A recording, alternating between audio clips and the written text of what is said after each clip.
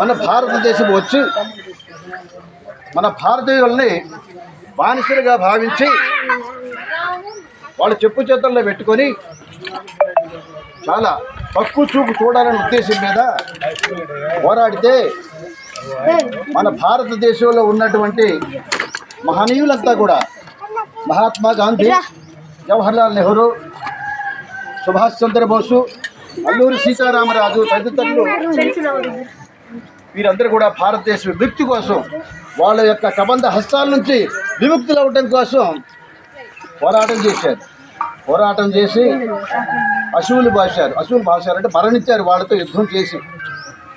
అప్పటి నుంచి కూడా మన భారతదేశానికి స్వాతంత్రం వచ్చింది.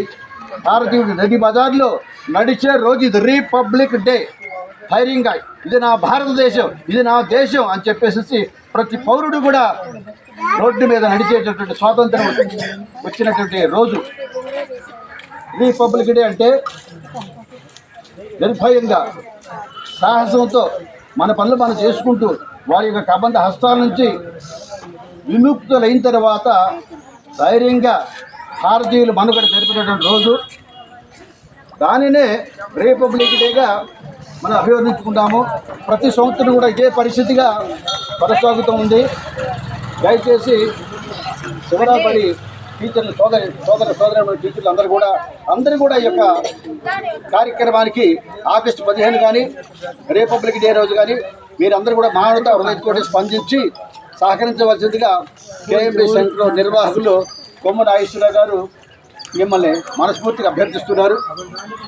ఇది కారణం ఏంటంటే వాళ్ళ మార్కెట్లో రూపాయి అంటే వదిలేవాళ్ళు లేరు, ఖర్చు పెడుతున్నారు.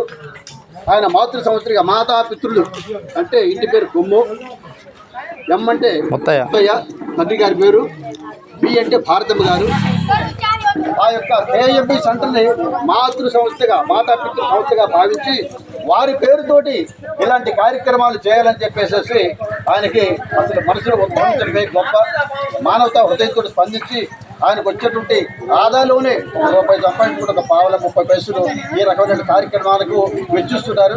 మనందరూ కూడా సపోర్ట్ చేసి వాళ్ళందరినీ కూడా ఆయన మనస్ఫూర్తిగా ఆశీర్వదించడానికి తప్పనిసరి ఇటువంటి కార్యక్రమాలకు మనం అందరూ కూడా ఇచ్చేయాలని చెప్పేసి కోరుతూ నేను విరమిస్తున్నాను.